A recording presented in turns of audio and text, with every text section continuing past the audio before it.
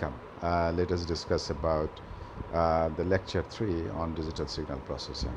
Here, we need to talk about a little bit about signal, continuous or analog signal, discrete time signal, causal signal, deterministic and random signal, digital functions. There are different types of functions, notation for digital signal, and then composite function, two-dimensional digital signal, and the most important, linear time invariant LTI causal system. So starting from signal, as you understand, it's a physical quantity which has a variation over certain independent variable and certain dependent variable. The variation of the signal you see as a function of independent variable is called a waveform, and it's very common, you understand the signal. But when you see continuous and analog signal, they are actually continuous in time, and it's basically continuous time signal. The independent variable is a continuous variable, and continuous signal can assume any value over a continuous range of number. So it's a kind of example of a continuous signal. You can see it's varying over the time and the value is continuous.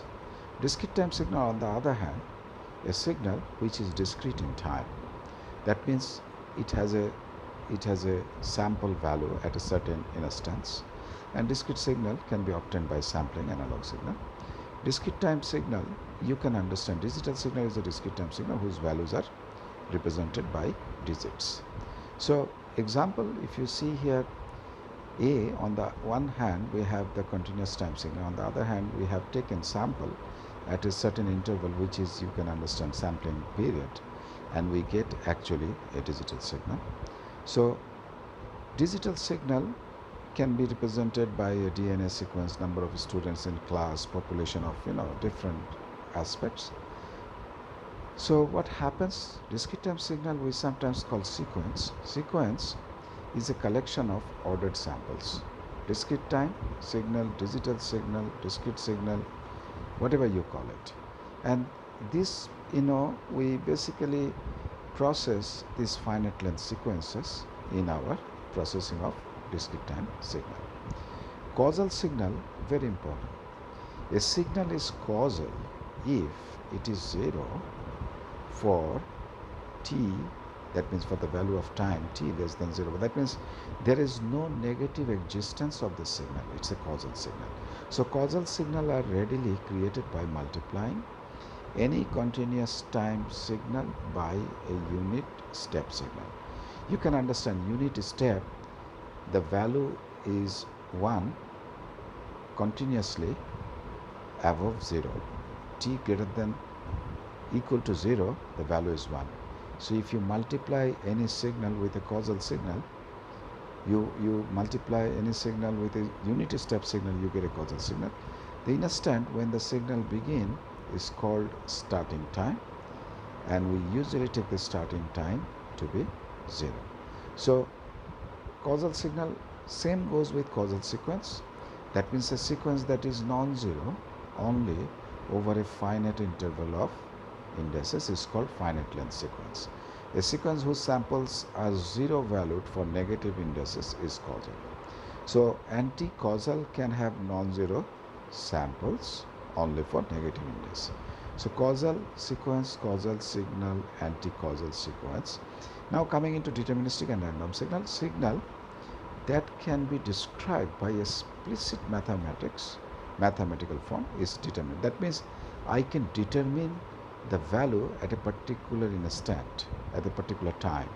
That's why it is called deterministic. But deterministic signal can be periodic or aperiodic. Periodic means it has a repetition, or it may not have repetition. Periodic signal can be consist of the basic shape of the infinite signal. Signal cannot be described in an explicit mathematical form. If it is, then it is called a random signal. That means we cannot represent the signal with a particular function over a time. So digital functions, we have different types of functions: unit impulse, unit step. These are very important. Why? Because when we do discrete time processing, we need to multiply our sequence with the functions. So unit impulse function, unit step. Unit means you can understand 1, and unit ramp function, power function, exponential function, sine function. Take a look. Unit impulse, delta of n is 0 if n not equal to 0, n equal to 0 it is 1. So it's actually unit impulse. You can understand. You get a value only 1 when the value of n is 0. Same goes with unit impulse function delta of n has amplitude of 0 at all sample except n is equal to 0. Fine.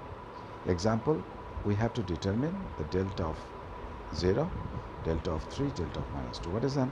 You can understand the delta of 0 is 1, delta of 3 definitely is 0, minus 2 is also 0.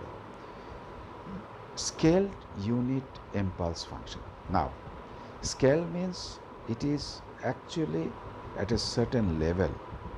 That means you crossed, for example, you can see x of n is 4 delta of n. That means you are actually multiplying at least 4. You can see up to, it has gone up to 4, and the value is delta of n. That means from 0 till n, you are actually calling scaling up. You know, I'm scaling up because it has gone up to 4. If you say scale unit impulse function, draw the following. This is very important that you know how to draw this kind of signal. Minus delta of n. That means you are going below, but it is actually minus, but it is delta of n. It's impulse function, but it is scale down, scale, not scale up. So shifted unit impulse is very important. This is very important operation because digital filter, we basically apply these shift operations. How do we represent delta of n minus 2? You see, you move actually towards positive direction because it is minus 2.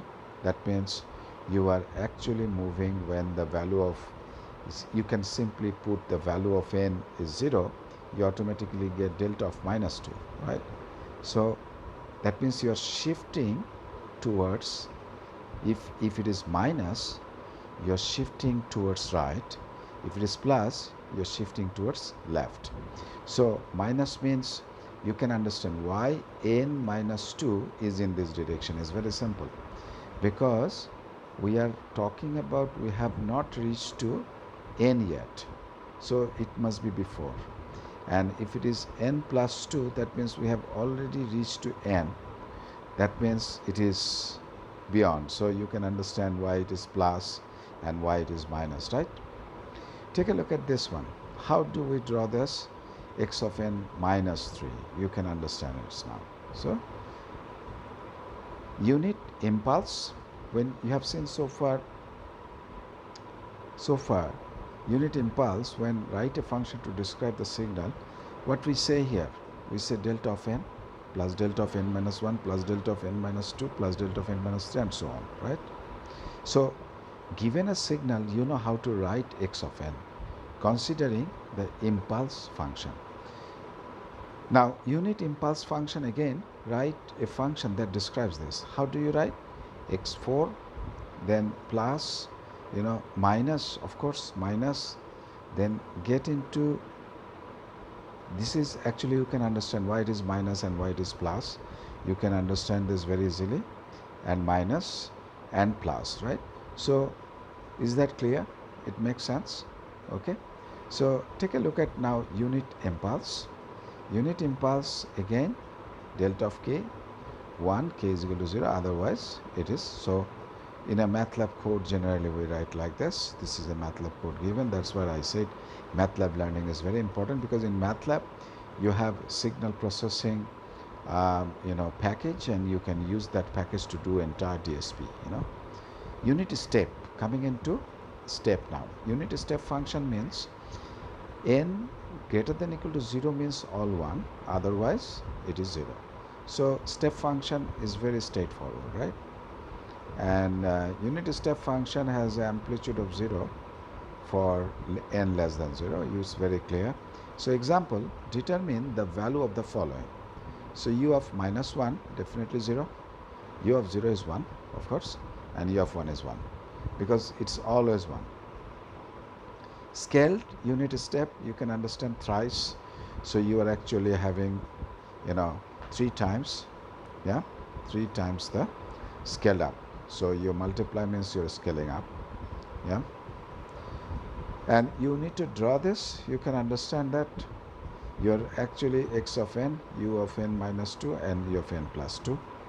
You can understand that how it happens. Yeah. N minus 2 is you are moving towards the right, and plus means moving towards the left. So unit step function x of n, u of minus n, that means it's deflection. Okay. And you draw the signal u of n minus 3. Yeah. You can understand this very simply. Yeah. So that's actually how you draw of x of n, u of 3 minus n. 3 minus n, you can understand that. So what happens, you are actually having 3 minus n means you are coming back from minus 3 till the rest. Yeah. So you get into actually how you draw this function. So draw the signal u of n plus, so u of n is this, and then this is twice u of n minus 2, and then when you add them, you basically have a combination of these two. Draw the signal u of n minus u of n minus u of, so you are actually subtracting, so somehow it will become 0. So it's very clear. So a step function, a digital signal is described as this. For example, x of n for u of n, you can understand it is a step function, unit step minus 1. Write the function that describes x of n minus 3. So you substitute the value of x, n is equal to n minus 3, it becomes like this. So unit step function, you have seen that unit step function k is equal to 0 is always 1, and this is the MATLAB code. So connecting the bandwidth, you're talking about impulse and step functions. The step function may be expressed as a sum of impulse function, of course, because step function is nothing but a collection of impulses. So you can say simply delta of n plus delta of n minus 1 plus delta of n minus 2 and so on. So it is a cumulative sum of impulse function over n minus n. Similarly, impulse function may be expressed as a difference of two step function, because actually impulse ultimately will remain, there will be one only, right? So write a function that describes the signal in the figure. So you can actually describe this signal. You have actually unit impulse and then unit step. Two representations are here, and you can see that it is twice and minus 6. Yeah, minus 6 of u of n minus 2. So this happens to be like this. Now coming into unit ramp function r of n is n greater than or equal to 0. That means keep increasing the value with the n value, and otherwise 0. So it is 1, 2, 3, 4 like this. It's increasing. It's ramp. It's like a ramp. You understand the physical ramp. It looks like that. So power function is power. Power function has the form of this, and then beta is the positive, the function grows, negative, function decays, alpha is negative, the signal sample alternate positive negative. So draw a signal of this, so you can understand that there is a plus minus. It's actually dumping because n is positive. So this is the power function MATLAB code. Exponential function is exponent to the power of beta, where the exponent value is 2.71828. Beta may be positive, function grows, beta negative, function decays, and so on.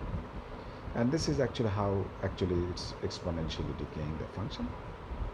Complex exponential function you may have like this. You have a cos theta plus j sin theta, because its imaginary values are there. So you can have a representation of complex function.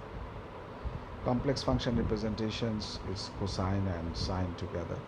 So, and ultimately sinusoidal sequence is to be like this: amplitude with cos plus a cos amplitude with the cos theta, and it's twice by f over fs, twice by n is f over fs. So you are actually plotting a function like this, and these are different functions. Now digital sinusoidal sequence compared to analog counterpart, digital sine and cosine signals not always periodic sequence. Yes, these functions are periodic only when you have a periodicity. So periodicity of digital signal, you can see repeating and non-repeating digital signals like this. And you can actually have a similar situation where you can find a solution of this because of calculating the frequency and the repetition of the frequencies like this. So the notation is, it's a stream of digital code represented in a digital signal processor for processing a set of binaries, zeros and ones. However, to represent digital signal using this code, and a digital signal is represented with this code. For example, notation is very important. In digital signal, xn may be modified by time shift and resampling. Right shift, as I said, n minus k. Left shift is n plus k. And time scale, x of k is the multiplying factor of n. So time scale, left shift, right shift. So signal x of n minus 2, it shifts x of n 2 steps to the right, and x of n 3 steps to the left, because n plus 3 twice n selects every other samples from x of n, right, and selects every third sample. So this is called time scale, left shift and right shift. Alright, so notation you can understand now. X of 0, x of 5, easily you can find the following,